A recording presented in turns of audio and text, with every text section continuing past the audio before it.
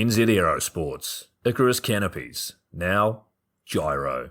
That's right, we've rebranded, and Gyro is our next generation. It honours our founder, as that's the name we knew him by, but Gyro also marks the start of a new chapter. And not to be biased, but it's going to be fucking epic. Long story short, we're more us than ever, so if you're new to the sport, or even a Sky God Ninja Turtle, welcome. I think our valiant leader Lucy, Gyro's daughter, says it best. And we still got that fuck yeah attitude. Rebrand! Woo! Rebrand woo indeed, Lucy. Anyway, head over to gyro.com for more info and get amongst you legends.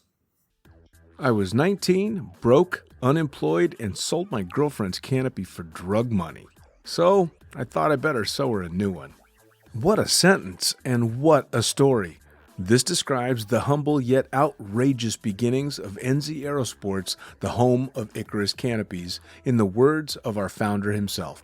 From getting a paratrooper toy from his mom, watching parachutes at the DZ as a 6-year-old, jumping off the wharf with a parachute made from bed sheets, doing his first jump at 16, sewing his first canopy on a borrowed machine at 19, and starting to sell parachutes out of a garage in 1986, Paul Gyro Martin had an undying love for the sky. Our company started with one man with the wildest of spirits and a true blue sky dream, a renegade. In the time that Gyro created and ran the Icarus Canopies brand until he passed away in 2017, he pushed everything he had to its limits. We miss him, and we always will. Gyro is the next generation of NZ Aerosports. It honors our founder, of course, because it was the name we all knew him by, but Gyro the rebrand also marks the start of a new chapter, our next jump. Gyro is the space between sound and silence, art and science, chaos and calm. Gyro is a state of epic tranquility that transcends understanding. That moment, in the door, in free fall, mid-swoop, where nothing but the present exists. A perfect balance of euphoria and thrill. Gyro captures our passion for flying and our commitment to designing break-the-fucking-rules canopies that deliver pilots pure, wild flight. Hey gang, so I got a new book out. It's called The Upside of Fear, and it's exactly what you think it's about. It's about the good side of, well, getting scared. In it, we talk not only about the science and biology behind fear, but the psychology as well. And it's not just coming from me, it's coming from some of the best in the sport. Omar Alhigelan, Jeff Provenzano, Maxine Tate, and so many more have contributed their sometimes terrifying stories to the book to help you overcome your fear. So head to the lunaticfringepodcast.com. You're going to find the link to the book there, as well as the other books. It's available in ebook, paperback, hardback, and audiobook right now. Coming straight from the cockpit, it's another episode of Lunatic Fringe with the fucking pilot.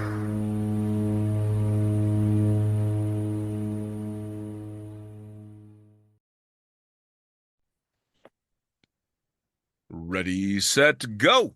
Back in the can for another edition of the Lunatic Fringe podcast, and somebody that kind of paved the way in one of my old stomping grounds a long time ago. Please, who the fuck are you, and what do you do? Hey, Dean. I am Mad John Dobleman. I am one of the 3 oldest active organizers in the known universe, along with Roger Ponce, who I think he's got me by a little bit, and Steve Woodford, because we're all in our 70s and we're still organizing. It is the greatest thing in the world to have somebody in their 70s still doing it and knowing that there's that kind of longevity in the sport, because you've been doing this for more than a couple of minutes. Yeah. I was thinking 45 years now. I made 2 jumps in college back in 1969. And at that time, as a college student, I couldn't afford to keep skydiving. So I made 2 static line jumps. And then for the next 10 years, I keep thinking, I want to go back and try free fall. So I went through skiing. I went through hang gliding. I got into windsurfing. And finally, a bunch of guys and I were talking one day. And I go, let's sign up for skydiving lessons. And we want to see what it's like. So we had 10 of us. 2 people showed up, is what usually happens with the groups. Of course. And I got into it out in Antioch. That's right. I consider that my home birthplace in skydiving, really. And then I did the 5 static lines, did my first hop and pop. And then Each time I sat in the doors, we had a cargo door 206s then. So you had to sit on the floor, dangle your feet out, and sort of roll your body out into the breeze. Yep. Every time I sat in that door and looked down, I go, this is probably the last time I can do this. And then I got to my first 10-second delay, and I went out and I arched, and I'm counting, and I'm watching the plane fly away, and I'm still falling. And I just went, this is just fucking fantastic. And so that was 1979. So it's 45 funny years ago. because it's the same with me too. I would go to the drop zone, and every time I'm, getting ready and getting geared up, I'm thinking, yeah, I'm not going to fucking do this again. And then every time I'd leave the plane and I'm, oh God, I can't wait to do this again. Yeah, no, it is the big needle for me for sure. And I look at it, it's enabled me, once I got the rest of it on, I've met so many people, been so many places. And as I tell people, if you get into skydiving, you have the world's largest dysfunctional family. Right? Because we accept you even until you prove yourself an asshole, and then we still accept assholes because they're still skydivers. So they're one of us.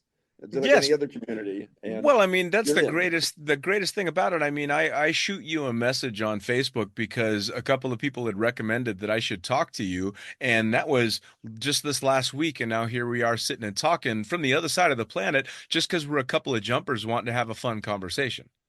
Yeah, that is so cool. Again, this has enabled us. I mean, before you'd have a few people's phone numbers, which is why I used to be listed in the San Francisco phone book under Mad John, because nobody knew my last name. It'd be under M, and so people knew how to look me up. So you did your first jump in college in 1969, which I'm actually going to toot my own horn here. That's the year I was born, and I usually feel like the old skydiver. So you made me feel young. Yeah. Well, I've got a helmet on top of my locker right now, which is older than 80% of the kids at my drop zone. How crazy is that?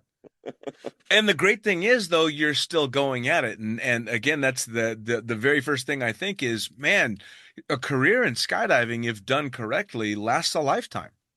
I can. I mean, my favorite quote, Pat Moorhead says it all the time, even though he credits somebody else for saying it, is, you don't stop skydiving because you get old. You get old because you stop skydiving. Yep. And I keep going with that. I keep seeing guys older than us that are still skydiving. My new role, Bud LaPointe was, but Pat Moorhead at 91, 92 years now, and he's still going strong. Man. I used to say I wanted to be on the jumpers over 80 world record. That was my goal in life. But now I got Pat out there going, well, heck, I could be on the JON jumpers over 90 record, have an old John way or something. That'd be really cool. Oh my Lord, it would. Now, so you did the first jump in college in 69. What were you going to be when you grew up? I was, let's see, 69. At that time, I was going to be a nuclear physicist. Wow. And then I hit my senior year of college at UC Berkeley, and I went home one day, and I was doing my math, and I looked down, and I go, I don't know what the fuck I'm doing. So I went to my TA, and I said, all of a sudden, I'm not understanding the math. I've never had this problem in my life. And the guy looks at me and goes, John, sorry. This happens to 90% of the guys coming through. Your mind can either make the jump you've got to make to go on into nuclear physics and all the other theoretical stuff that's going on. And this is before quarks. This is way, way beyond. And I go, well, what do I do? He goes, you're going to have to find something else. Wow. Well, so what aimed you towards being a nuclear physicist in the first place? I did in high school. I did a report in chemistry class. We had to do a 20-page report on something in science. And I picked cosmic rays. And I studied cosmic rays. I got books on cosmic rays, found out all about the elementary particles and the Feynman. And I go, this is what the universe is all made up of. This is the truth of the universe. Physics tells us how everything works. And I just got blown away. I go, I want to know this. I want to study this. I want to work with this. And it's amazing, had I been in it, all the new stuff I would have seen, because like quarks, all the other particles that have come along and all the way they found things, they didn't know back then. Sure. And so but I'll tell you what, though, I still follow it, though. You in 69, what an amazing time that must have been to be considering something like nuclear physics, because it was such a revolutionary time. I mean, we're putting man on the moon and we're doing all this crazy shit with computing. It must have been like a pretty wild time to be considering something like that. Yeah. Well, plus in the computers at those times, there's no keyboard stuff really going on here. It was punch cards and programming and all this kind of stuff. And that's evolved a lot too. So. Well, and so you have nuclear physics or Woodstock, man. There was a wide range of choices to be had back then. Yeah. So Right. you do the first jump in 69, but can't afford to keep going. You start in earnest in 79. But what kept you going on past being just a fun jumper and really take a passion to it and kind of making it a lifestyle? Well, I think part of it was the role models I had at Antioch back in the day. Um, Larry Arcady sort of took me under his wing, and he sort of kept an eye on me because I was one of the older guys out there at the time. I mean, there's older jumpers, but as the students came around, I was like my 30, whatever I was, do the math. But so he was a really cool guy. Matter of fact, I got my first racer because Larry had a racer, and it looked thin. The shape they had it on, it looked cool. Sure. So that, and then I started looking at the people. I go, okay, you start jumping, and then you look. I want to be a jump master. But to be a jump master, you had to take the course. You had to go through and assist in the actual course, the static line course. So once I got through that, I go, oh God, instructor's pretty cool. Because I had great role models as instructors, and so I just kept going, and I just kept moving my way on up through things until. And then the thing that made it big for me was I went down to when the AFF program first started. I think it was 82. I went down to Skydive. It wasn't Skydive San Diego then. It was, but it's still out at Otay with Don Mama. I went down with Jack Gregory and Mike Johnson, and I took an AFF instructor course. Met a bunch of people down there, and I came back, and I was the one of only 4 AFF instructors in Northern California. Wow. I mean, Ray was one, Bill Dawes was one, Marty Martinez was one. There's a couple of others, and we had 2 of us out at Antioch. So that's when the AFF program first got started. Man, oh man, Yeah. I mean, this is the beginning of it all, really. Yeah. And what's crazy is you were doing all this jumping in Northern California, and I was going to high school in Sacramento and had no clue skydiving was even a thing for another 15 years. Yeah. So crazy. Now you're in college in Berkeley, you're aiming towards nuclear physicist and all this stuff, and then in 79 skydiving really comes into the picture. What does the family think of all this when you start jumping out of airplanes? Because this is the time when skydiving was fucking kind of stupid. Yeah. My mother, because my parachutist magazine would still get delivered to my old house, and my mother would get the magazine, she'd turn it over, wouldn't look at it. She refused to even come see me skydive for 7 years. By the time I was there, I had 1,000 jumps. My great aunt was visiting from Florida, and she wanted to see me, so my mother drove her out and got to see this. And from that point on, then she was okay with it. Then she started bragging about her son. He's been skydiving. He's an instructor. He's got 1,000 jumps, whatever. But for 7 years, she just did not want to know about it. Matter of fact, when I first signed up for the class in Berkeley, back in those days, you had to be 21 or have your parents sign it. So I went to the meeting, got the form, went to my mom, said, here, you got to sign this. She goes, what's it for? I go, I'm going to take skydiving lessons. She goes, I'm not signing that. I go, Mom, I want to take it. It's going to be skydiving lessons. I'm not 21 yet. She goes, I'm not signing it. I go, Mom, I'm going to be 21 in 2 weeks. She goes, well, you can wait 2 damn weeks. So I had to wait 2 damn weeks. Came over, got my birthday money, turned 21 on a Friday. Saturday, I took the course from Perry Stevens down at Oakland Airport. And Sunday, I'm jumping at Livermore. Oh man! So primarily, the I- majority of your career has been in California. Oh yeah, I'd say except for traveling, doing stuff like Friday, I'm heading off to the Lost Prairie Boogie. But yeah, otherwise California, Northern California, pretty So much. I got to ask, where did the Mad come into Mad John? Okay, when I back in my hippie-ish days, back in it was Mad John the Juggler. I learned how to juggle, and actually, it was come on, John. This is what happens when you get to be 76. My snow bum years. After college, I went as a ski bum at Squaw Valley for 2 years, and I learned how to juggle. So I developed this persona from an old Donovan song called Mad John. And so when I had a T-shirt made, and then when I went out to the first jump course in '79 at Antioch, first jump courses were huge for static lines. There's like 43 people. Wow. 5 guys named John. And I had my Mad John T-shirt on. So the guy goes, oh, that's easy. You're Mad John. And in skydiving, a nickname is worth its weight in gold. I mean, Isn't it though?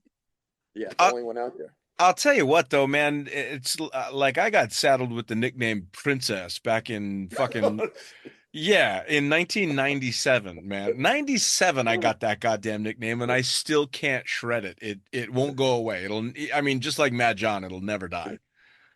I had a friend, Larry Armstrong. His nickname was Bounce because everybody thought he was going to bounce before too long, and he was stuck with that for his whole skydiving time. Yeah, it's funny because you see some of the old skydiving movies, the Point Breaks and the drop zones and stuff where the guys have the goofy nicknames and people that aren't in skydiving are like, "Oh, that's just made up." And you're like, "No, that's No, skydiving." that's really it. So, It uh, uh, you start out in Antioch, you're working your way towards being an instructor, and this is obviously at a pretty pivotal time in the sport because it was really starting to come into its own as it went into the 80s and starting to gain popularity. So you must have seen some incredible changes. Yeah, well, it's just in the equipment, especially because like when I started, Perry Stevens, who was very conservative, you had to have 100 round jumps before he let you jump one of these new squares. Hmm. So, and some of the people would get to about 70, 80 jumps, and they'd go up to the old yellow drop zone, or they'd go up to other places. Come on, Joe. Anyway, we'll get back and then do it. But just because they jumped their square there, Perry would not let them jump at Antioch until they had 100 jumps. Sure. So they disappear for 20 jumps or so. But I went through the whole thing, stayed conservative, got my 100 jumps. But then my first thing was a unit, and but yeah, flying the difference between once you learned you could actually stand up a parachute and walk away. So Sure. you all had the para boots, the old hit and roll French para boots and stuff like that. And then the equipment going from cape wells to the cutaway handles, the 3 ring. I mean, all the stuff. I mean, Velcro changed the sport. it had to have been so cool to not only just watch it happen, but being a part of it, especially because you're one of four Northern California AFF instructors during a time when you've just gone through a lot of changes with containers and cutaways and all that. And now you're an AFF instructor as the canopy side of things is really starting to take off. Yeah. I mean, Yeah, being able to teach people and plus the student when they first squares came out, because what happened, Perry Stevens sold to Bill Jones. Bill Jones came out and bought Antioch, and Bill Jones brought in squares for students. Perry Stevens was saying he's going to kill somebody, whatever like that. But we went from an average 5 to 10% sprained or broken ankles from PLFs on rounds to maybe a sprained ankle a month sure. on squares. I mean, just that for students was a marvelous thing. I mean, it had to have been a tough time for DZOs back then to accept that kind of change, though, right? Because it was night and day difference.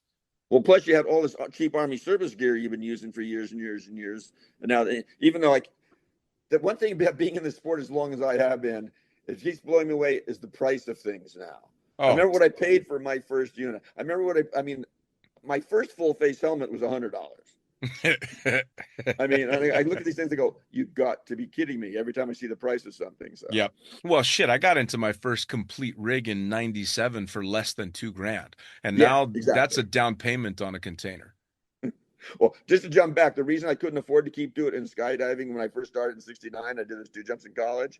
You could get a complete piggyback rig for $350 2 rounds, and that was too expensive for me as a college student. Well, and I mean that was stuff straight out of the Army Navy stores back then, wasn't it?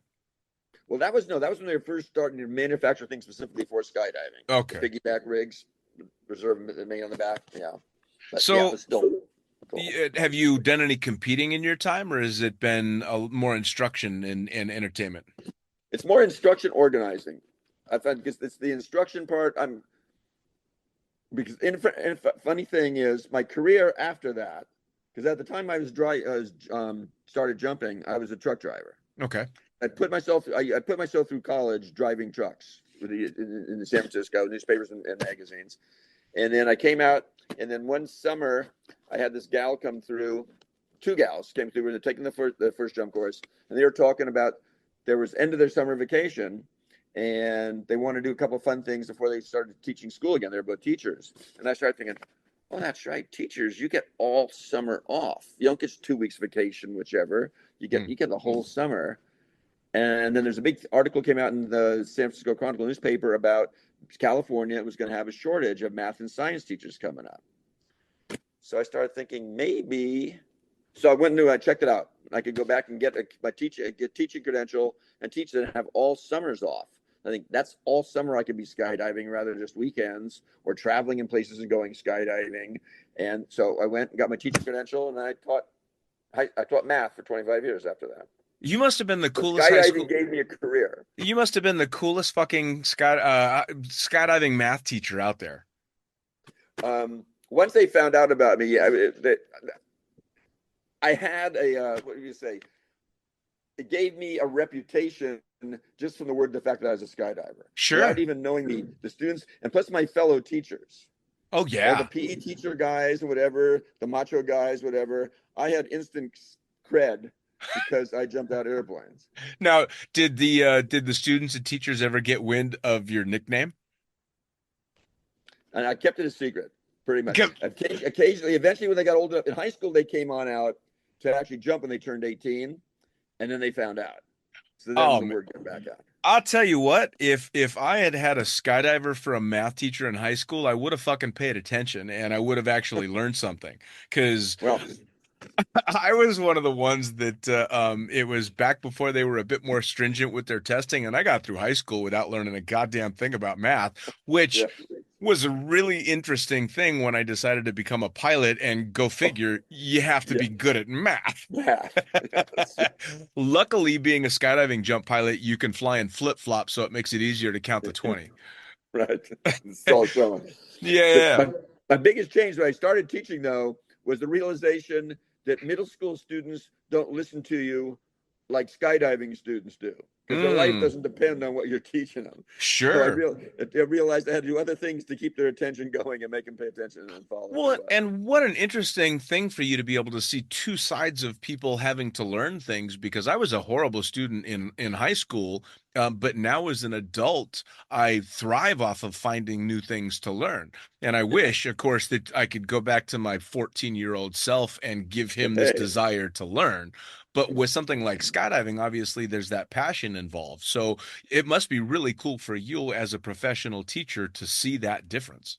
Yeah, but and plus I was able to showing videos from time to time would keep the mind in. And actually, I have a friend of mine who's a skydiver. He's also a teacher. He put together a video where he had Sherry Jones go out of an airplane with a stopwatch and the altimeter on her chest and a video camera on it, so he could show time versus distance. So he'd get that, show the video, then we'd make the kids do graphs and plot, where she is at this altitude, where she is at this altitude, where she is at this altitude, where she's open.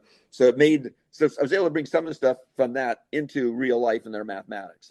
Well, sure. I mean, skydiving and aviation, of course, would be wonderful ways to start to prove a lot of math theory.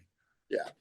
Wow, it's cool. Now, so you're it's kind of a Clark Kent Superman existence. You're Clark Kent during the winter teaching kids math, and then come summertime, you're letting loose to skydive. What was that like? What were your summers? Where were the events? Where were you going? I'm trying to think of any of the conventions that happened then. Nothing we used to do is beginning of summer, beginning of the school year. The first week of school used to start right after Labor Day in Northern California. And that weekend, we used to have the Clear Lake water jumps. We go up and jump in, skydivers go up and jump in Clear Lake. So I'd have videos of that and tell people about that. The one year I told the kids, I was having trouble with them at the beginning, and I'm going, look, you all seen the movie The Gremlins? You go, you know what happens when gremlins get wet, what they become? I go, well, I'm jumping into water next Saturday. So you guys better be careful next Monday when I come back. So I had that image waiting to see what I was going to be like when I came back from that. So now, what years would these have been? And what school? Where in Northern California were you teaching? I was teaching. Well, I got my credential from San Francisco State University, and I immediately applied to the two school districts which were right next to the Antioch Airport where I was jumping, because I wanted to be close to skydiving. And I ended up over in Pittsburgh. I was there for 13 years, and I was 10 minutes from the drop zone. So at school, some days after school, if I got on, especially like in the springtime, we had longer days, I could get out and still go make a couple of jumps. Oh, that's fantastic. And go back and correct my papers. It's they funny. Tell people, they go, well, you're a teacher of skydivers. I go, no, I'm a skydiver who teaches, because I was Absolutely. skydiving well before I ever became a teacher. Yeah, there's a definite distinction between the two, right? Yeah, so the whole mental outlook is completely different. Oh yeah. It's funny that all this was taking place in Northern California because that's where I was born and raised. So I mean, I went to high school and graduated in '87 out of Sacramento, and the first cross country solo I did flying a plane was to Clear Lake. I mean, Oh yeah. it's always crazy that it overlaps so much, and I had no idea that places like Skydance even existed until I ended up working there for Ray Farrell in 2005. Yeah, I'm trying to think when Skydance first opened up, because I was still teaching. Antioch was still open. It hadn't closed. It hadn't closed down. Because basically, what happened with Antioch is the guys who owned the property basically bought it for long-term development to turn into houses, which is what it is right now. Mm. I get old-time skydivers go, well, where's the drop zone, or where did it used to be? Because there's nothing but houses out there now. But so before Antioch closed down, and half of us went to Lodi, and half of us went to Skydance. Before Skydance used to be, George Morar's was YOLO. You had Pope Valley up in the mountains with Bill Dawes up there when he's up there. Then you had YOLO, and then so there was a Rudy Ruedel, I think that was his last name. He was in the military. He was on a four-way team that called Heavens on Fire that practiced at Antioch. He was getting transferred someplace, so a bunch of his buddies decided to all get together and have a going away party and do 30 ways up at Lodi. So Ray was one of them. So there was 30 of them. I wasn't there. I wasn't invited. I wasn't good enough yet. And so they all went up there and they were jumping out of the DC-3. And I don't know if it was after the second jump or whatever, but Bill Dawes came up to them and said, this is my drop zone and my airplane. And if you're not going to invite me to be on your jumps, you can go jump someplace else. and that's so pissed off Ray Farrell and Danny O'Brien that they went looking for someplace to have their own drop zone. That's how Skydance. That's how Skydance got started. Man, that explains so fucking much. Oh yeah, from everything you probably heard about stuff up there. Yeah. Well, I mean, it's been the Skydance Lodi war for not war, I'd say skirmish forever. And I actually flew very briefly for Lodi when all his airplanes got grounded by the FAA. Yeah. So I was traveling in a Twin Otter for Chicagoland skydiving, and so I flew briefly for Bill. And I think I'm the only person ever to work there that he couldn't fire because I didn't technically work for him, and he needed my plane. I'm one of the few people that ever worked for Bill as an instructor. I did tandems for Bill for about 7 years that never got fired. So I know there's a drop zone. There's a web page out there someplace of people who've been fired by Bill Dawes, and it's a huge list. Oh God, I saw him fire customers once. Oh yes, no. In the month or so that I was there, I watched him throw a couple of customers off the drop zone because they asked stupid questions about where to pack. Yeah, it wouldn't take much. No. And his profanity was his big thing because I'm relatively free with my language, and there were a couple of times I let F-bombs drop in the hangar, but again, he needed my plane, so he couldn't get rid of me. Yeah, if Bill needed you, you got away with a little bit more. A little bit more. If you were in between, and you could be going like that, and then you could be rehired 5 minutes later if he realizes he needed you. One of my friends, Steve Bailey, had it happen. He got fired on the plane because a girl wanted to jump with Steve because Bill was going to take her. The girl was already on the plane. It was the old beach. Steve and her got a conversation. So Bill gets on the plane with the tandem and goes, "You're going with me." She goes, "Well, I want to go with Steve." And he goes, "No, you're going with me." She goes, "I really like to go with Steve." He goes, "Steve, you're fired. Get off the plane." So I'm pulling up in the driveway, and Steve's walking out, and he goes, "Well, it finally happened. What you warned me about." And he tells me what happened. I go, "Well, don't go anywhere yet. Okay, just wait, stick around for a little bit." 5 minutes later, Kathy gets on the mic. She goes, "Steve, we need you at Manifest," because Bill came down and was get the next load going up. And Kathy goes, "Well, we can't." He goes, "Why not?" She goes, "We don't have enough instructors." He goes, "Well, get Steve back." It's a classic Bill Dawes story. He is one of the most unique characters in the sport. Without a doubt. And Lodi, it's kind of funny because there are two very definite camps about that drop zone. There's the anti-Lodi and the pro-Lodi, and never the twain shall meet. Like people just don't agree on whether that place should be around or not. Oh no, yeah, you can get into arguments, and the fact that he was a non-USPA drop zone upset a lot of people, and USPA too. I mean, but Bill does not let anybody tell him what to do. That's what Yeah. stems with all his problems with the FAA. Yes. I mean, he's told FAA people to get off his out of his hangar. I Oh mean, yeah. it's just, Well, they ended up grounding, I think it was his twin otter because the FAA was ramp checking everything and the serial numbers for an engine didn't match his logbooks and they were like, "Where did this fucking engine come from?" Like, come on. You can't do that. You can't just drop a new engine on a twin yeah, otter. Ay, ay, ay. yeah. So Hey, I mean, you've seen it pretty much from the beginning in Northern California. oh yeah. I mean, I had my first cutaway on my at Lodi. The first day Lodi opened up, I was it was created one of my superstitions. I was packing, and my friend Larry Arcady, the guy who was my role model back in the Antioch days, he happened to come by Lodi that day, and I'm packing. I'm doing something with my slider, getting up there, and Larry comes by, and I start talking to Larry, and I finish packing, and somehow I inverted my slider, so I ended up having a total hang up. The chute was not opening. I had to cut away. Round reserve at the time. Landed in the field north of the runway, surrounded by cows. That's what I always remember my first one, which created my superstition of when I do pack, which is rarely now, I always take my slider and I run it up and down 3 times to make sure it's totally free. It's not going to stick on anything. I mean, you have to love the superstitious kind of stuff that skydivers do because it always has a very practical sense to it. Like I had the same thing There's a going up reason. and oh yeah, yeah. I would do my handles checks whether I was doing a tandem or a sport jump, almost like doing a sign of the cross, probably 30 times on the way up in the plane, almost to the point where I wasn't even thinking about it. It was just muscle memory. It was a twitch, Yeah, handle check, handle check, handle check over and over again. And it might have been a little weird, but it was served a really good purpose. yeah. I've advanced now probably because of the same thing, partly superstition, but also part when Dan BC is always talking about his safety stuff. Now I told him last time I saw him, I go, the time I put my rig on, the time I get the plane, I've checked my handles at least 5 times. Yeah. Just to get on the plane. It's just become my thing now. When I cross the bridge, I do it. I'm walking the plane, I'm doing it. When I'm checking somebody else's gear check, I'm doing it. Yep. Door opens, I'm doing it. Yeah. My That's biggest why you memory live of so long.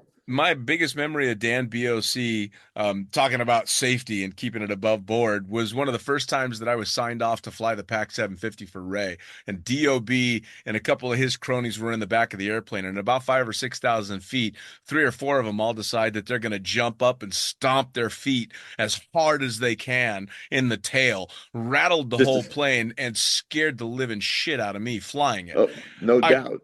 and I turn around and there's DOB with his helmet on, just tears almost streaming down his face because he's laughing so goddamn hard at Because he me. knows what he just did. Yeah. Oh, he was tickled pink that he scared the shit out of the green pilot up front.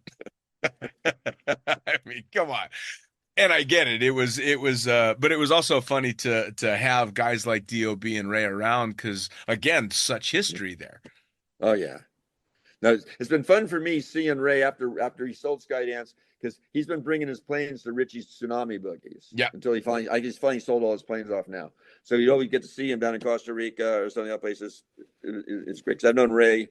Actually, I ran against Ray for Pacific Director years and years ago. I think he beat me by 39 votes. You know, I just had Rich on probably 2 or 3 episodes ago, and the fantastic stories and the kind of traveling that he's been able to do. So you've been going to his boogies. I've been going to except I didn't go to the early Blue Hole ones because it was always during my school year. But actually, this leads me into a little story about that. Once I retired, because Richie always comes to Lost Prairie. That's why I first met him 30 odd years ago. And I said, so you're going to have the Blue Hole this year. When's the Blue Hole? He goes, I think I'm done. He goes, I think I've shot it. You know, enough people have done it. I don't think it's that much interest anymore. I go, I'm finally retired. I can finally go. You got to do it one more time. And he's thinking, he goes, well, I'll put it out there. He goes, if I can get at least, I think he said 67 people, I'll do it one more time. Well, we got 85.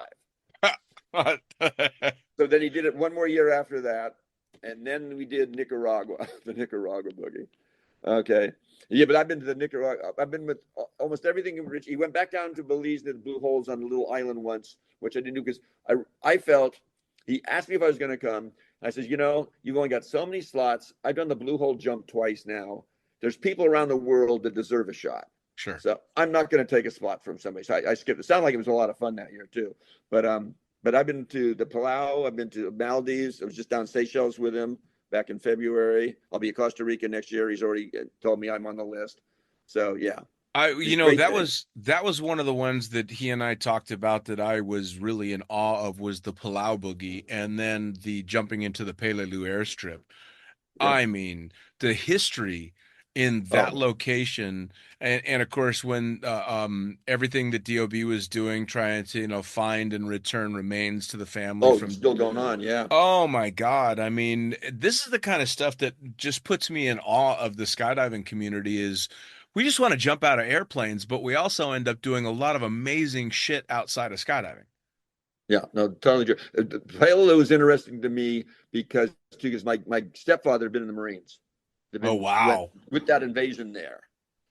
So when I came back and told him I had jumped there, he just was amazing. I mean, he told me stories of what it was like, Oh, which was yeah. just Well, absolutely scary, incredible. I mean, and then there's my generation and after that, of course, I've only read about it and heard the stories and then the amazing series The Pacific came out and kind of showed what that was all oh yeah, really like and the guy's sledge that was actually there and the battle that took place on that runway and then yeah, Rich is sending me pictures of him under canopy over that field and it yeah, just I got fucking goosebumps. It was amazing.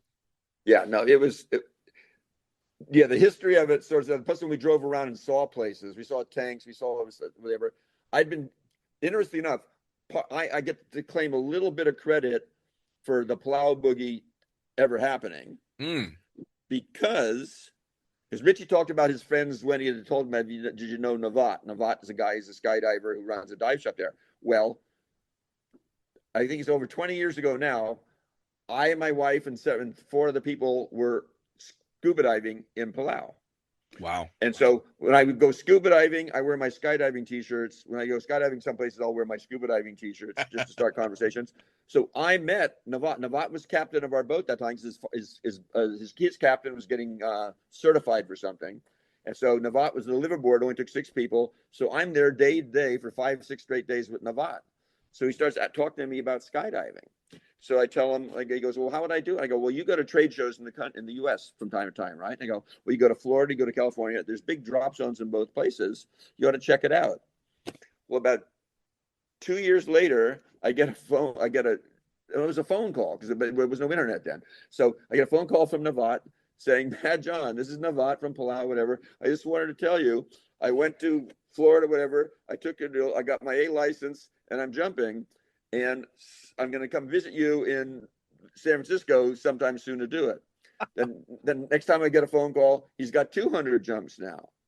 So it's because of me talking to Navat about skydiving that he got interested in skydiving and started his little plane thing and the whole thing going on there. See, So how amazing is that? I yeah, I mean, mean the connections are just crazy. that was one of my favorite things too, especially when it was really popular to wear closing pin necklaces. There were Oh multiple yeah, times that I'd be traveling abroad and someone would see that and either they would ask what it was because it was unusual, in which case you get a conversation going about skydiving, or it's a skydiver that sees it, in which case all hell yeah, breaks loose because yeah. You're God telling only stories the knows. whole trip. Yeah, yeah. Absolutely. And so it's such a conversation. So the sport itself is just a conversation starter. And I mean, I hate to say it, but as soon as you get to say you're a skydiver, you're kind of like, yeah, I'm a badass. Well, that's why every time I fly, I wear my Bay Area skydiving T-shirt, and I'm usually reading a parachutist on the plane because it Yes. eventually starts conversations. Yes, So, absolutely. yeah. Well, not to mention it's always an opportunity to slip a good joke in now and then when you're boarding an airliner and you're talking about skydiving. Yeah.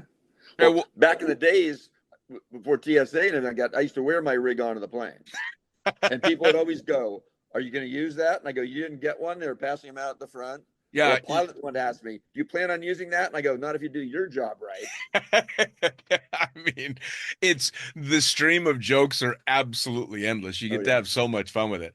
Now, with all the traveling, what's a standout boogie for you? What's the best place you've ever been? I would say the blue hole because of just that image.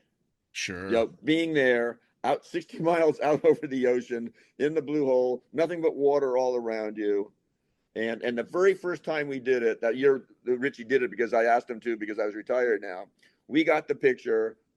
It was like I think it was a 7 or 8 way, just like this, right over the blue hole right in the center of it. And it's on my wall, obviously. And that was classic. And then the next year we go back, we're doing the same thing. And Bill Von Novak's with us. He's going to take the picture. Richie, with the winds are stronger, so Richie was conservative. He spotted us north, right over a cloud, so where you couldn't see the blue hole. It was way over here in the distance. And Bill was so pissed that he did not get that icon shot of it being right there. Sure. Well, I remember the first time I ever saw a picture of it. I'm sure it had to have been a parachutist cover. And I remember looking at it going, what the fuck is that? Oh, yeah. I mean, you figured until there's airplanes, nobody really knew it was there. Right. You Right. can sail right by. When you're out there, you can't tell. Because from the air, you see it, the colors, it looks like there's a reef around the thing. But that reef is 8 feet underwater. So when you're in the water, all it is just flat water. Well, and I remember Rich saying that was actually the most stressful of the boogies that he did, because making sure that you're getting that spot right and you've got people that can get where they need to be is the difference between success and epic failure. Yeah. Which leads me to a fact that people should know this. You usually hear it in water training now. Your reserve can float you for about 45 minutes in the water. Yep. And the reason I know this is my friend Chris Q, not me, my friend Chris Q, they got blown off of high winds he landed 2 miles outside the blue hole. Holy shit. It took the boat 45 minutes to get to him and his now wife, because they were out there. They had to pick up the drivers there, go out the blue hole, and head south. And then there was a cameraman who was 5 miles south. They called him 5 Mile Nick. He got open. He was playing with his cameras and stuff like that, and the winds just took him down there. He ended up sitting on this little rock pile about the size of my table here, and he watched the plane fly away, and he's sitting there thinking he's going to die on this reef. So they got out, and they just headed south. They figured that's the way he's got to be, and then sure enough, they found him. I mean, yeah. I don't know if that would be the stupidest or one of the coolest ways to die. Tide comes up, and then either, okay, do the sharks get you or whatever? Yeah. I mean, it's again, now in skydiving, it's become iconic. I mean, you see that picture, and I've got a handful of friends that have been able to go out and do that jump, and the memories that they have from that are just insane. Yeah. No, when you're getting on a plane, your stomach is starting to clench up, whatever. You're getting nervous. You think you're going to possibly throw up or shit your pants or whatever. And you're just nervous. And you fly over it and you see it and you're going, okay. And then you climb to altitude and it's just, yeah. Well, and are there any other sports, honestly, where you can be as established and as experienced as you are when you especially went out to make your first jump over the blue hole, and getting on the airplane, you're shitting yourself to do something that you are incredibly experienced in doing? Yeah, I mean, the only thing that comes to mind right now is you've probably just seen it, just came out like 2-3 days ago. The guy who flies the carpet as a wingsuit off the cliff. Yeah, I saw it. That guy, I mean, you can be a wingsuit, and you're going off with a carpet, and who knows what could possibly go wrong. I think he only missed that one rock by about 12 feet when he went down there. I mean, I think that's about that's the closest thing. He was an experienced guy, but still, the carpet. What so especially coming from the days when it was all rounds and especially your first jump being back in 69 to people now literally jumping flying fucking carpets, whether it's an actual wingsuit or a flying carpet off of a cliff. I mean, you've got to just kind of look back at all of that range of stuff and be a little bit blown away, no? Oh, by the change and then the thing and the opening. Yeah. Thing, like I tell the students, like they'll be coming along sometimes. I'll say, well, they go, "How's the sport? What do you see in the sport?" I go, "Well, back when I started, about 10 years before I started, there was a big thing about two guys left an airplane, left a Cessna together with a stick in their hands, and they passed it. The baton. And the word came out saying, this should only be tried by experienced skydivers with skills in whichever ever." And I go, "What did you do on your category G?" You went up and docked on somebody with how many jumps? I mean, between the equipment and training, that's how far we come. And I keep wondering, okay, what's still to go out there? Oh We've got yeah. anti-gravity belts. So what have we got going on next? Yeah, that's the same thing I've thought. Eventually, you're just gonna have a button on your palm that as soon as you get low enough, you push the button, you stop falling, and you go back up. Yeah, yeah. It's it's the exact same thing that I've thought too. And my old joke was, human beings can absolutely fly. What they can't do is glide very far. Flying the bricks. Absolutely. Yeah, the glide ratio of a brick. Yeah. But of course, then they come along with these wingsuits, which now, I mean, every time I think I've seen everything, they do something extra and extra. And you know, when proximity flying going down the mountain came along, that was incredibly impressive and scary. But then the first time I watched a wingsuiter climb, like Yeah. stop his descent and go back up And 3 or flare 4. up. That was, blew me away. How do you even comprehend that? And of course, I can't think of the gentleman's name off the top of my head, but that landed the wingsuit and the boxes and Oh yeah, the guy in England, yeah. this Or the was guy with the rocket. The guy who's yeah. flying out and go back. Yeah. I know it. Yeah, Vince Raffet, who did Jetman, the Jetman guys that did the stole takeoff, like just took off of the Palm runway and then flew around Dubai and then opened his parachute up. Craziest fucking thing. So I can't imagine what's got to be coming next. But now, of course, it's coming so fast, it's got to make your head spin from round canopies to what they've got going on now. Yeah, yeah. It's like the computer chip thing, you know. It's just the mount you got on a chip. It's like the curve is going like crazy. It's like, and it's like shooting out that way. Who knows? Well, and it's I don't want to be around and see it. That's the cool thing. Of course. Well, and it's kind of funny because I don't think, although the technology and the equipment and the training styles have changed, I don't think skydivers themselves have changed that much, because I have just as much in common with you as I do a skydiver from my generation as I do with a kid that's only been at it for a year. The personalities seem to keep coming around, and it's that same mentality. It's just that everything else around us has gotten better, because a skydiver is a skydiver. Yeah. No, we got the big Venn diagram. We overlap a lot in a lot Yes. of skydiving. It got. Well, now, and now too, kind of being an elder statesman in the sport, are you seeing the younger jumpers with a lot of thirst for what it was like back then? They're surprised sometimes when they tell them you used to have a round jumps, and they look at they see some of my old pictures of me standing there with my belly wart on and stuff like that, and they go, "You really jumped that?" Yeah, that's the key thing. The things we used to do, and we talk about, well, like right now, I've been doing crew camps, and I've been telling the kids, well, back in Antioch days, everybody did crew at Antioch. You did RW, you broke at 3.5, you got open by 2, and you found somebody to stack with. and when you got 50 jumps, we did a crew stack with you. That was the thing back then.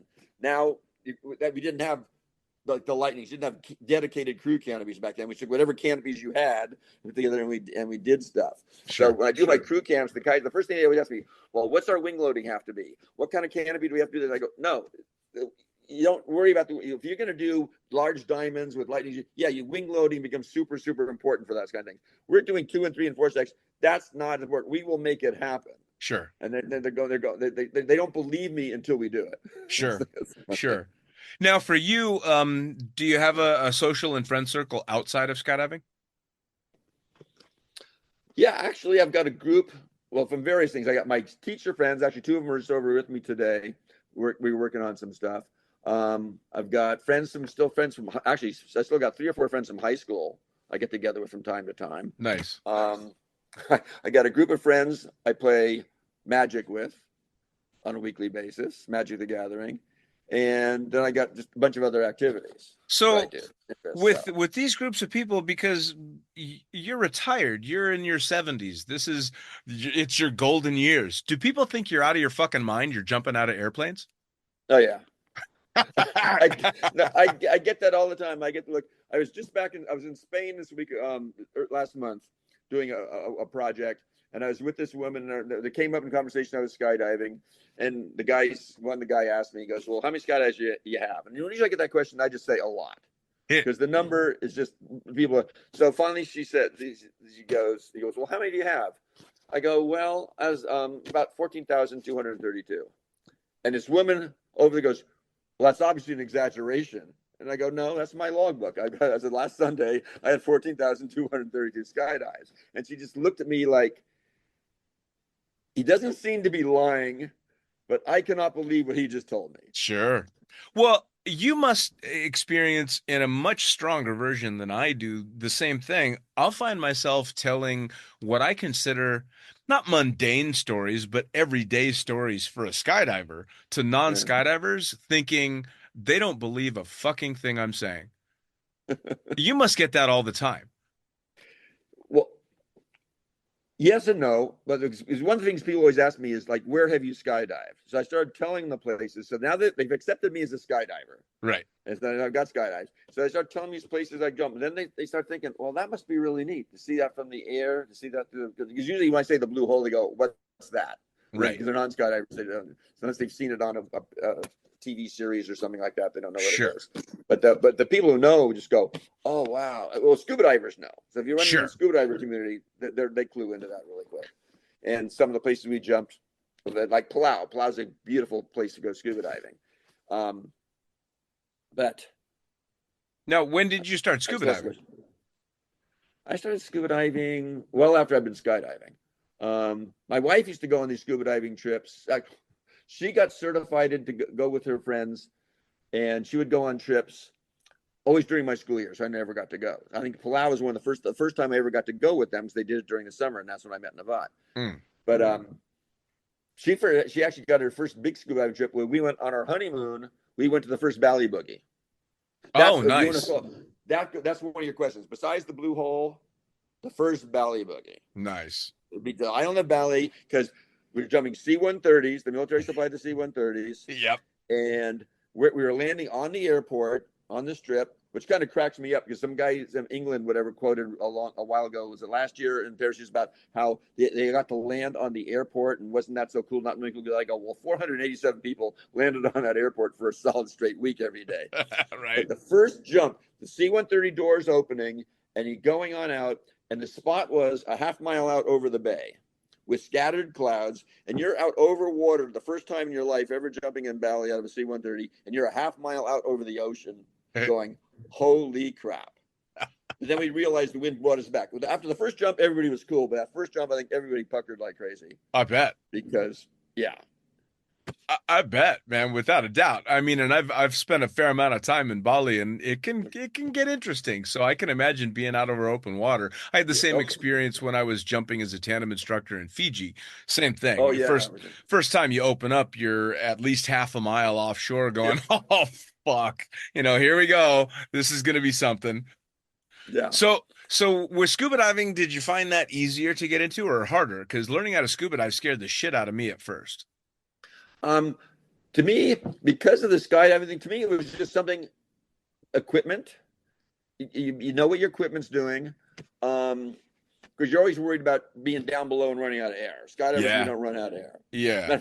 I always had a joke between what skydivers and scuba divers have in common was when you run out of air, the dive's over. That's true. And the difference is in skydiving, if you pee in your suit, it doesn't dry out. Yeah. Right away.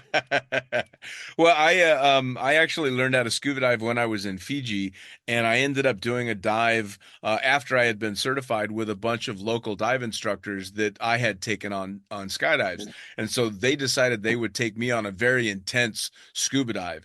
And that's when it dawned on me that I personally think scuba diving is so much more dangerous than skydiving. Like when you're 80 feet down, 75, 80 feet down, so much more can go wrong than in a skydive. That's it. There's much more opportunities for go wrong that you have no control over whatsoever. Oh, yeah. I mean, at the end of the day, fixing a bad skydive is a matter of training and a few handles. But on a scuba dive, oh, holy shit. Yeah. You're seeing yourself, you're running out of air, you're getting your safety stop, and you're just getting low and stuff like that. But one of the things that you asked me about the skydiving scuba, this goes back to when we were diving with Navat in Palau. He took us out to this area called the Blue Corner, where it's a wall like this, and the big pelagics swim past it. But the current is so strong, you have these things called reef hooks which you hook into the reef. So in case the current takes you, you can only get blown back so far. Oh, wow. Well, so I'm hanging back in my reef hook with this, and everybody else is down. Everybody's crouched out in the deal. I go, skydiving and scuba diving is kind of like tracking and skydiving. So I got in my track position and I rose up like this, and I'm up here, and everybody's down there looking up at me, and I'm just tracking up there watching things go by. And all of a sudden, out of the corner of my eye, there's this shark checking me out to see what am I doing up there. I came on down, the buck goes, "What were you doing?" What's that? I go, "Well, I was just tracking like we do in skydiving." He goes, "That was crazy." Well, there, it's kind of funny that you say that, though. Drift dives and stuff like that. You're just yeah, man. Skydiving. There are a lot of similarities to it, and that was actually one of the things that I could always use when I had students that would come out to do a tandem that would be like overly nervous about their body position and what they needed to do. If they were a scuba diver, I'd always be, it's very similar to scuba diving. It's very, very easy. You're just going to relax into it. You're not going to try and struggle too much, but it's the same orientation as scuba diving. You're basically belly to earth. So it was a very, very similar thing to be able to explain to people. Yeah.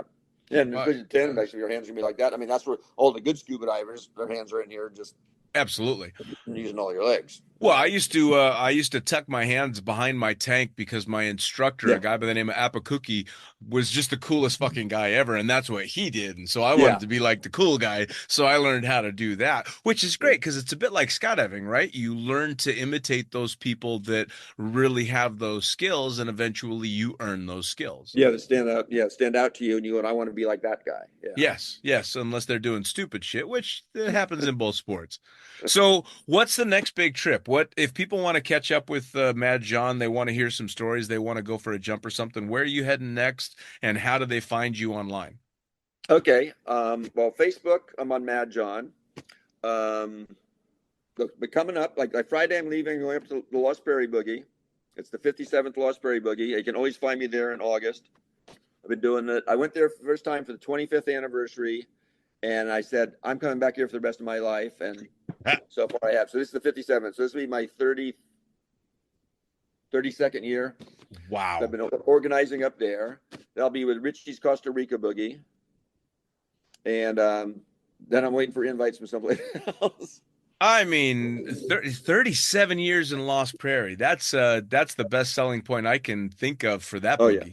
It's because, well, that goes back. I mean, before I thought of Valley and the Blue Hole came into play, Lost Prairie is one of my favorite places, the image of skydiving, because all you see in Lost Prairie is lakes, trees, and mountains. Sure. There's no cities nearby to see anything. You're out in the middle of nowhere. And I remember the first, when I went there for the 25th, because my friend Big Al Stewart had been telling me, you need to go to this boogie. You need to go to this boogie. And it came along. The 25th was coming up. And, Bungie Wallace and Shuby Knutson were going to do 40 ways out of the DC-3 at Lost Prairie. That was back in the day when planes flew in from all over the Northwestern country, would come there and be like 6 or 7 different planes you could jump out of. Grass strip, again, out in the middle of nowhere. Everybody's camped out. Old wooden stone bar to hang out in at night, bonfires. So I got, because back to the Lodi Skydance thing. So I was a Lodi jumper at that time. And Bungie and Shuby were Skydance jumpers, so I didn't get invited. But because of, stories go back. But I mean, I got invited by a guy from the Northwest named Dave Corson. He was told he could bring a few people, so he invited me. The reason I knew Dave Corson was because years ago we did the first California 100-way attempts at Lodi with 3 DC-3s. And I had just gotten back. I'd been organizing as a lower level organizer. I'd been back for the Tommy Pyrus world record attempt at Quincy. And I came back. And so you had Bill Dawes, Richard Zimmerman, Zimmo, and me as organizers. They took the best guys and they gave me the last 33. They gave me the bench basically to jump with. So I'm jumping with these people and I'm using all the techniques I just stole from Roger Ponce and Irv Callahan and Kay Cooper, who I met at Quincy and Tommy. And so I'm spending extra time. Bill's always constantly coming to me, John, you got to hurry it up. I go, Bill, I'm taking time to be successful. The next day, Sunday, I come back. They put me in charge because their dives weren't working and my dives were. So they put me in charge of the 100 ways. So because of that, Dave Corson knew me. So he invited me to go to be on the 40 ways. I ended up being in the base. I was the center floater on the DC-3 for several straight dives. But I got up there earlier, and I met some of the local jumpers. And we were out there because the boogie started technically on Friday. We were there on Thursday. So the guys are sitting around, well, what do you want to do? I go, well, I've got some jumps. So I did some 9 ways and 12 ways with them. So after the boogie was over, because I met Fred Sands, the owner, and some of the guy who was working for him. And 6 months later, I get a phone call from Fred. And he goes, Mad John, it's Fred Sands. I go, hi, Fred. He goes, he's wondering, are you planning on coming to Lost Prairie? I go, Fred, I'm coming back to Lost Prairie for the rest of my life. I mean, that was just the most incredible experience. So all the stuff extra that goes on. And he goes, well, I'd like to offer you, some of the local guys said they really enjoyed your jumps. Would you like to come and organize? He goes, you can get a third of your jumps for free. And I said, free jumps? Heck yeah. So I went back and I organized there.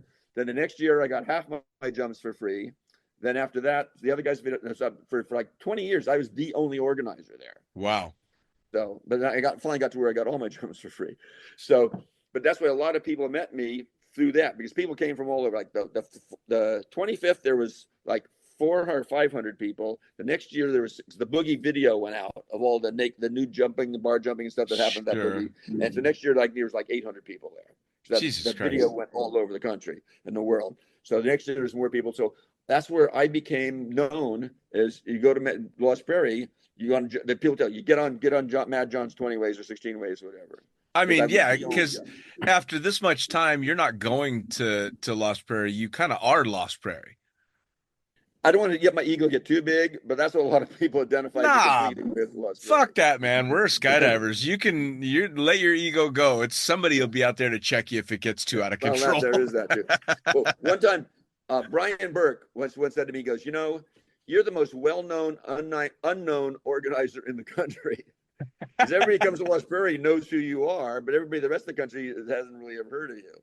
So boogies have helped out. But it also gets back to that. I think it's less than 1 degree of separation in skydiving, because you and I don't think have ever actually talked, but I guarantee we've been on the same drop zone. I guarantee you've been at skydive when I've been flying there, because I flew. Yeah, I'm sure we've definitely been on the same plane, but you're not talking to us much. Absolutely. You don't talk to the guy up front all that much, but it's funny how quickly you realize that if you don't know the guy you're talking to, 30 people that do. So it's very easy to be incredibly well known, but nobody know your name. Yeah. It really is, Yeah, the people know exactly who you are, whatever. What works with my name for me now is helping recently. Is I tell some of my kids are looking for used gear, and they find used gear on the other side of the country, and I go, well, there people always afraid to send gear out, because it could disappear, whatever. I go, tell them you jumped with me, and then 2 days later, I'll get an email from somebody. So this kid who's in my side gear, Mad John, is he okay, whatever like that. And so my name is out there enough to where people will trust doing that if they say they mention me as a reference. That's and cool. It's really nice to be able to do that too, especially as the sport continues to grow and bring new generations in, because it's really important to have not just mentors, but people that they know the lay of the land. They can, kind of put the map out there for people. Yeah. Man, I'll tell you what, Mad John, I can't. I cannot. I could go for another 2 hours. Oh, well, that was just about to say, I not only can I not thank you enough for this one, but I want to make damn sure we do this again, because I know I have not even scratched the surface on the stories that you've got to tell. Yes, man, that list that you just held up with all the stories, I want that whole damn list. So the next time, and there absolutely is going to be a next time we do this, I'm just going to shut my mouth and let you go down your list telling stories. Okay. One more thing is I'm wearing it, and I want to make sure it shows up on the video. This story will show up. This one here. See that story there? $3,500 man. Tell the story. Okay, quickly. And the reason this came back to me, do you know Mark Cruzy? He's a jump pilot. I know Mark Cruzy very well. Okay. So Mark was down at the boogie with Richie's Boogie in Costa Rica last year. And he goes, Mad John, Mark Cruzy, because I haven't seen you since the Tommy Pyrus record and stuff like that. He goes, I still cannot believe that you agreed to do that, the $3,500 man. And I had this t-shirt made right after that. So basically what happens, I'm out there at the Tommy Pires record. I'm jumping with Roger Ponce and Irv Callahan. I got one jump. I must have been doing good getting there sooner because they ended up moving me up 2 slots on a 65 way. So I'm coming into my slot, and I've got, for the 2 slots up, I'm falling too slow with my suit. I was great for 2 rows back, but I'm in there, and every time I try to make a move, I'm going like this, trying to get my grip. Tommy McLaughlin's on the other side of me. He's just shaking his head like this guy's just fucking it up. So Roger calls me in. He goes, you've been flying really good. It looks like you had too much suit for that slot. And I go, yeah, I think that's right. He goes, well, everybody's seen the video, so I can't really take you. So I'm going to go send you to jump with Kate for a couple of jumps, and then we'll bring you on back. So that's how I first met Kate Cooper. So the jumps are going on. We're supposed to be going to the world record thing, but Tommy Pires is caught up on this 81-way Opal Jewel he was trying to build, and they kept almost getting it. Then the weather would screw things up, so we got delayed. So finally, we get the world record going on. We're lining up people, and he's going, "Who's to be on it?" Whatever. And then finally goes, and I raised my hand. He goes, "Tell us why you should be on it." And I said, "Well, I was on this jump. I jumped with Roger." And so it finally gets me and this other guy comes in. And he goes, "Okay, this is the deal." He goes, "We're taking a chance on you guys." He goes up. He goes. Up until that point, on Tommy's jumps, if you fucked up and you wanted to stay on, you had to buy 10 cases of beer. Oh. He had his Winnebago piled up with beer. That's how I met Billy Rhodes and Rhino Reinerson, because they had gone low. I jumped with them earlier, and they'd gone low and bought their beer. And then Rhino went low one more time and left. He didn't buy his beer. He put his stuff in his car, and he drove, and he left. He talked about that in an article once upon a time. So anyway, he calls to me and this other guy, and he looks at us. He goes, "Okay, you guys, we're taking a chance. These are going to be your slots." I was going to end up docking on a 20-way for this. It's like 200 or something like that. And he goes, "But you fuck up, you buy the load." And I said, "Okay, I got my credit card in the car." I'm thinking that's 200 and something bottles of beer or whatever like that. So the other guy says, "Okay, too." So he takes us out and he goes, "Okay, we got these 2 guys. Stand up. This is Mad John. This is so-and-so. They have agreed if they screw up, they're going to buy the load." He goes, "That's $3,500. And I went, fuck. He meant jump tickets, not beer. And everybody is looking at me like, "Whoa, Matt John, that's balls. $3,500. And I go, "My wife will kill me if I fuck up." So that's how the $3,500 man thing started. That's a fucking great story. You must have shit yourself as soon as you realized I was just and all I could think is, "You're docking on a 20-way. You're just docking on a fucking 20-way. You can do this." Talk about adding pressure to it all. Oh, my Lord. The next day, they're doing the roll call, and Tommy's walking in front of me, and they call out my name. And they go, "Mad John." I go, "Still here." And he crashed. We never got the record. We didn't have enough time, but that's 35 minute story. It's funny, again, how small the sport is that you dropped the name Billy Rhodes. Man, Billy gave me my AFF instructor's rating. No kidding. Yeah, man. I did. He became in charge. He was going over doing all the stuff after that. Yeah, man. So I've told the story on the podcast before, but I'll tell it once more because you'll get a kick out of it. I was leaving Las Vegas and I was going to Cross Keys, and I had been hired in Cross Keys to be a tandem instructor on the contingency that I had my AFF rating, and I didn't at the time. So I was driving from Vegas to Eloy, where I was taking Billy's course to get my AFF rating to then drive to Cross Keys in New Jersey. If I don't have my AFF rating, I don't have a fucking job to go to. So I get to Eloy, having just left Vegas, and I didn't have time because I had sold my house and packed everything up. I didn't have time to go to Billy's pre-course. And so I meet Billy, and you knew Billy. He was a big son of a bitch. He's 6 foot everything and 250 pounds, but just a sweetheart of a guy. And I meet him and I shake his hand and I'm like, "It's really nice to meet you. I'm stoked to be in the course." And he's all, "So you didn't come do my pre-course, did you?" With that thick accent that he had. Yeah. And I'm like, "No, I was way too busy trying to get everything, situated and to be able to get here." And he's all right, well, I don't believe I've ever passed anybody that didn't take my pre-course, but it's good to have you anyway, and shook my hand and walked away. And I'm like, "You motherfucker." And luckily I got through it. I got the rating, but that was impressive. Oh, my Lord. It was that was my favorite memory with him. He, man, oh man, he was a tough son of a bitch, but he was a sweetheart about it. Oh yeah, no, he was a really great guy. Because again, meeting him before then, didn't find out he got into that, and then he did it for so long too. Yes. So many people learned from Billy. Well, and he proved that no matter what your physicality or body shape, man, I've never seen anybody float in my life like Billy could float. And he was huge. Like Yeah, you would think he'd have two speeds, fast and faster, but that's true. man, he could slow down like nothing else. Yeah. It was crazy. But anyway, Mad John, we could keep going on like this all damn day, but I seriously, we're gonna have a round two. I want to hear so many more stories, and I have no doubt that my listeners do as well. But thank you so much for your time this morning. It's Dean, it's been a pleasure. I mean, I can't believe the time went so fast. Quick last thing, yes, where people find me, Lost Prairie Boogie, Richie's Boogies. You ought to come to Costa Rica, buddy.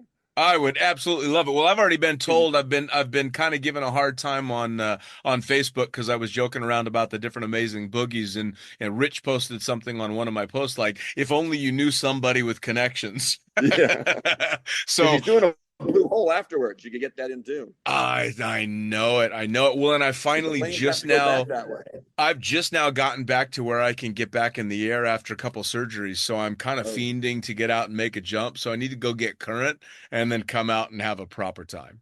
That'd be great. All right, John, man. Thank you so much. Dean, again, my pleasure. Look forward to meeting you in person and being with the sky with you once again. Absolutely. Brother, you take care. Blue skies, buddy. Bye.